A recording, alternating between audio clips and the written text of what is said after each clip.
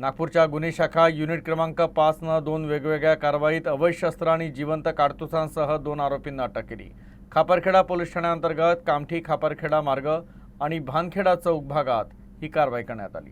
पहिला आरोपी सुमित संजय सोनोने जो पवनी येथील रहिवासी आहे त्याच्याकडून मॅगझिन नसलेलं शस्त्र, 5 जिवंत काडतुस, एक 4चाकी वाहन आणि एक मोबाईल फोन असा एकूण 3,45,000चा मुद्देमाल जप्त करण्यात आला।